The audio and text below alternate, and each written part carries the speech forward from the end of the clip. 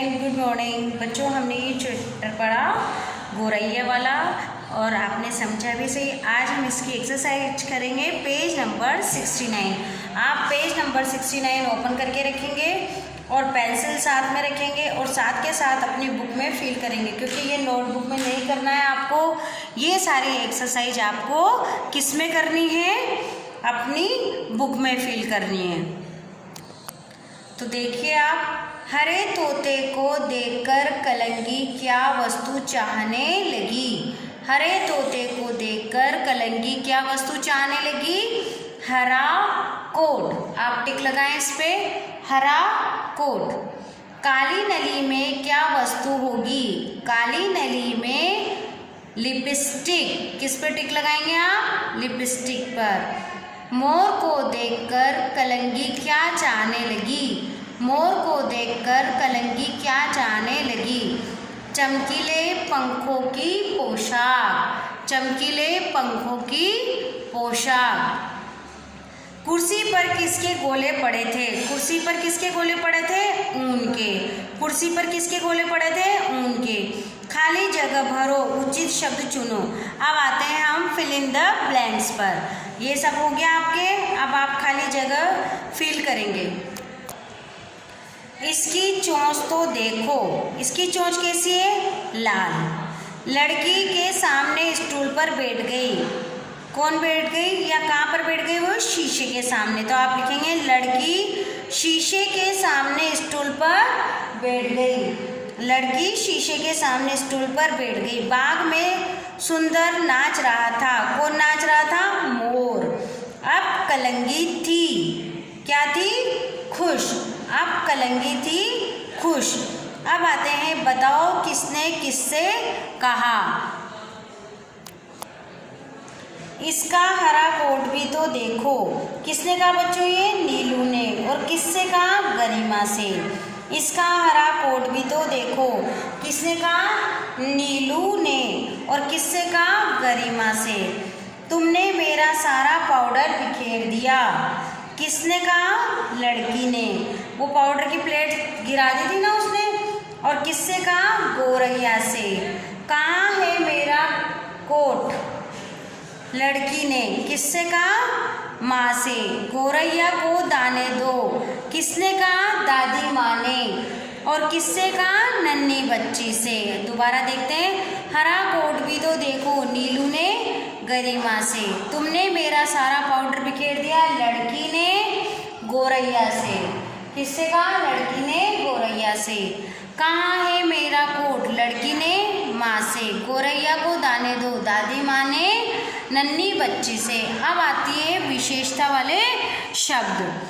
देखो, विशेषता बताने वाले शब्दों को विशेषण कहते हैं। अगर आपके आता है विशेषण किसे कहते हैं, तो हम लिखेंगे विशेषता बताने वाले शब्दों को विशेषण कहते हैं। जैसे काला। अब काला क्या है? घोड़ा है। तो काला शब्द क्या बता रहा है? उसकी विशेषता। अब चोंच। चोंच कैसी होती है? लाल। तोता कैसा होता है? हरा।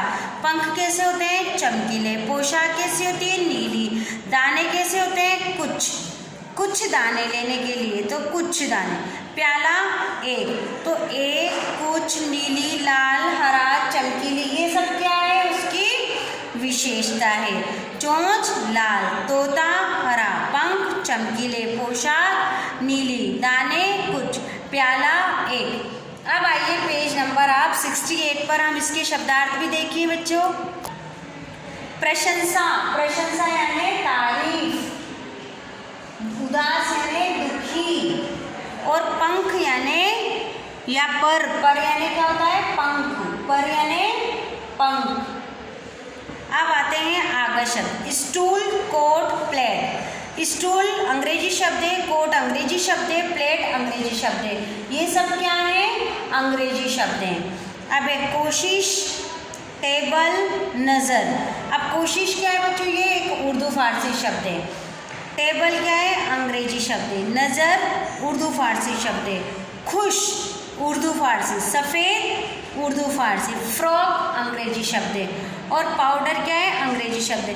तो जो अंग्रेजी शब्द हैं वो क्या है? हमारे इस चैप्टर में आए हैं। कुछ शब्द अंग्रेजी शब्द होते हैं और कुछ कुछ उर्दू शब्द होते हैं, तो हमें उन्हें अलग अलग छांटना है। जैसे अंग्रेजी शब्द कौन कौन से? स्टूल, कोट, प्लेट, टेबल और फ्रॉक और पाउडर। उर्दू फारसी कौन कौन से? खुश, सफ़ेद, नज़र। बच्चों आप उर्दू फारसी में एक और शब्द देख सकते हैं ध्यान से कि जितने भी उर्दू फारसी शब्द रहते हैं उनके जैसे ज, अब नज़र, तो आप थोड़ी सी छोटी सी ये भी देख सकते हैं कि इनमें ज के नीचे बिंदी आ रही है, सफ़ेद के नीचे बिंदी आ रही है। अगर ये सफ़ेद के नीचे बिंदी नहीं आती तो ये हिंदी का शब्द होता। तो ये हो गए हमारे आगत शब्द। अब आते हैं मानक वर्तनी शब्द पर। आपको पता है ना मानक शब्द किसे कहते हैं? मानक शब्द आज की जो हिंदी में प्रयोग करे जाते हैं उन शब्दों को हम मानक शब्द कहते हैं। अब इसमें आप जैसे ट और ठ आ रहा है तो दोनों एक साथ वाले नहीं लिखेंगे, आप लिखेंगे आधा ट और पूरा ठ। मिट्ठू, प्रशंसा, पिंजरे, आधा न और आधा म भी नहीं लगाएंगे। और इनको आप कोई सी भी रफ नोटबुक में लिखा करें। फेयर नोटबुक नहीं जो यहाँ चेकों ने आती है उसमें न लिख के दूसरी नोटबुक में लिखेंगे, क्योंकि अभी तक भी हमारी क्या है, आधा न आधा म लिखने की आदत है। उत्तर, कंधे, बंद, गर्दन, डंडा, सुंदर। बच्चों बोलने में ये समान रहते हैं, सुंदर सुंदर, पर लिखने में जो बिंदी वाला शब्द है वही हमारा सही शब्द है। जैसे डंडा, या आधा अण नहीं लिखेंगे, अण की जगह बिंदी लगाएंगे। तो ये हो गए हमारे मानक शब्द। अब आपको मैंने कल क्वेश्चन आंसर भी समझाए थे और इसके क्वेश्चन आंसर भी आपको दिए थे। अब आप इसके क्वेश्चन आंसर देखना चाहें तो एक बार देख लीजिए। मौखिक क्वेश्चन आंसर, मौखिक क्वेश्चन आंसर पढ़िए। गौरैया का क्या नाम था? गौरैया का नाम कलंगी था। गौरैया का क्या नाम था? कलंगी। गौरैया कहाँ रहती थी? गुलमोहर पेड़ के पर रहती थी। गौरैया गुलमोहर पेड़ पर रहती थी। बच्चे कहाँ जमा थे? गुलमोहर पेड़ के नीचे बच्चे जमा थे। कलंगी क्यों उदास थी? मिट्टू के द्वारा कलंगी की ओर न देखने से वह उदास थी। जब कलंगी उससे पूछने गई तो मिट्टू ने उसकी ओर नहीं देखा। ऊन के गोले कहाँ पड़े थे? ऊन के गोले कुर्सी पर रखे थे। तो बच्चों ये हो गए इसके मौखिक क्वेश्चन आंसर। कल मैंने लिखित भी समझाए थे और आज मैं आपको इसका जो है वो रिटर्न का पिक्चर भी भेज दूंगी, सेंड कर दूंगी। आप चाहें तो उसमें से लिख भी सकते हैं। Thank you.